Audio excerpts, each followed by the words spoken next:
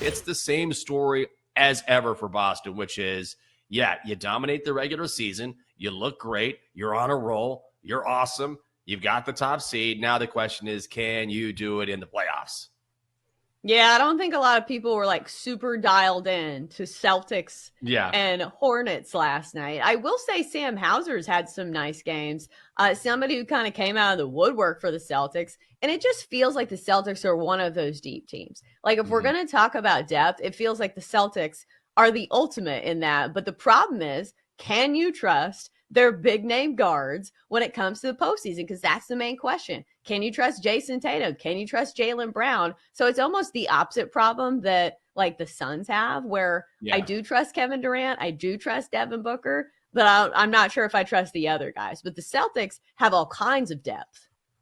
Yeah, they really do. And I wonder, at this point, I don't want to say it's a mental thing, but it is sort of something that I think that has bothered Jason Tatum. It's been written about a little bit when you look at scorers who average X amount of points in the NBA, that top tier of scorers. And then of those scores, which player is the least clutch? The player that hits the fewest amount of clutch shots late in games. And I believe Jason Tatum is at the bottom of that list.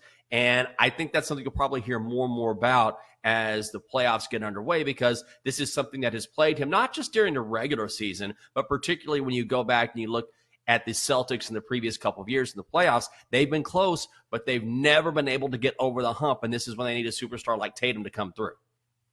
Yeah, I don't think you need to see any numbers to know that. Like, if you watch the games, you know, and there is a reason that the Celtics don't have a ring, and it's because of their guards. However, I guess you could read into the fact that they have been extremely close and they have been right in the thick of things just about every season. Mm-hmm. So they are building that experience. So at some point, you think they would push through.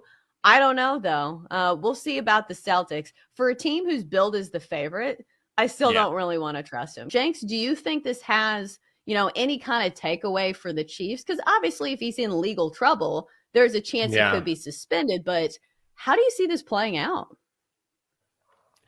Well, do I want to? I would say what I think is interesting is that, first of all, this is, I had a friend do this many, many moons ago. And I'm not saying this happened to Rashee Rice, but he had been drinking and he wrapped his car around a pole not far from work, and he just left.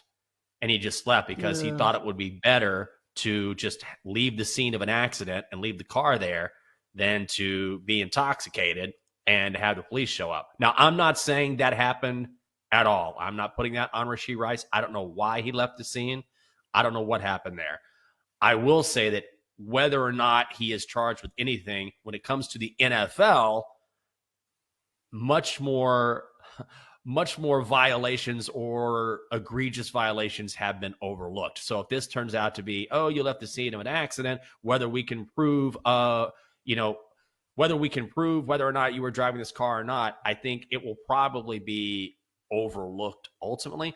But the one thing that Rashee Rice needs to worry about, if it is determined that he was driving this car, whoever was driving this car, is that Lamborghini in particular, that car was, of the two cars involved in this wreck initially, that Lamborghini was the one who hit the guardrail, and that caused a chain reaction, which ended up causing, 4 people to go to the hospital. So I think from a civil perspective, that's something to worry about, because if you're driving recklessly, if all of this is alleged and you're doing that, and then you are responsible for someone else's injuries, then you're going to be in a lot of legal trouble, at least on the civil side.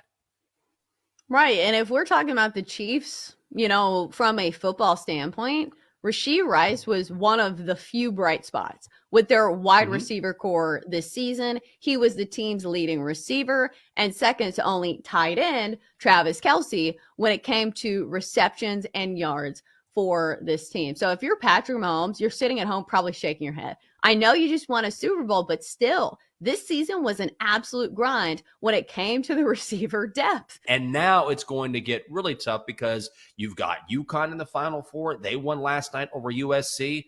You've got your NC State Wolfpack, and you have South Carolina, who hasn't lost a single game this season. So if Iowa is going to win a national title, Caitlin Clark will have to be Caitlin Clark. There's no question about it. Oh, for sure. And I think this game was so interesting because it had multiple layers to it. It was not Mhm. simply just a basketball game that had really high implications, as any game this late, I guess in April, Mhm. does when it comes to the college game. We know this was the epic rematch between Caitlin Clark and Angel Reese. And it's not like Angel Reese had a bad game. She had 20 boards in this game. Like you could tell that was the strength of LSU was down low. When you Yeah. watch this game, they were dominating the boards. There was not a single Iowa player that had double-digit rebounds. LSU had two. But the other thing Mhm. about this game that I think kind of brought the eyeballs was the tension that we saw between Angel Reese and Caitlin Clark last year.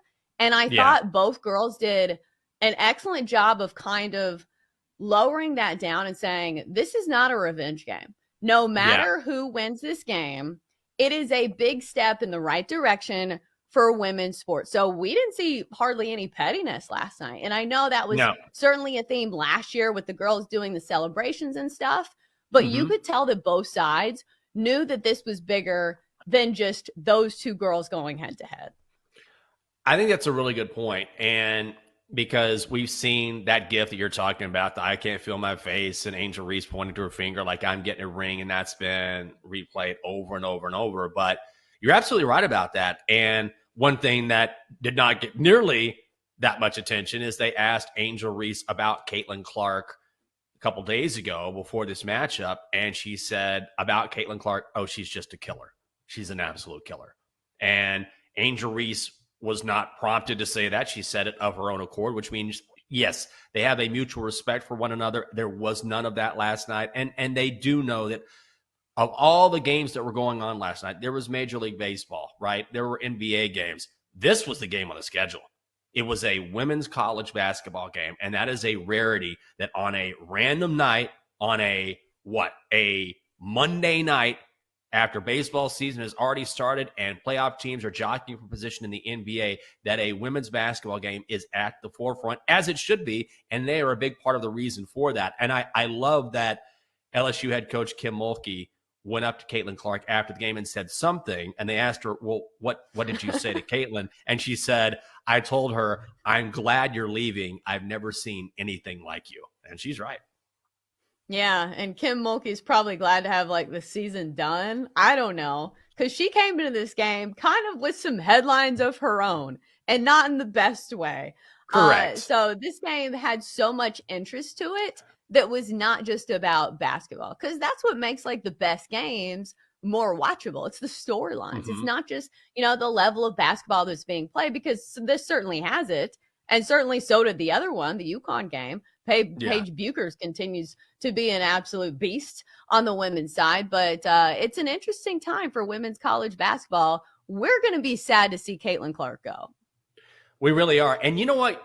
I'm glad you mentioned Paige Beckers because she was monstrous yesterday in that game against USC. UConn won 80-73, and Paige had 28 points, 10 boards, 6 assists, 3 steals, 2 blocks. UConn headed back to the Final Four for the 23rd in school history. This is a crazy thing. First of all, Beckers is back after missing all last season after tearing her ACL. So she has not played in a March Madness tournament since, I think, before this year in like 700 days. That's how long her recovery was.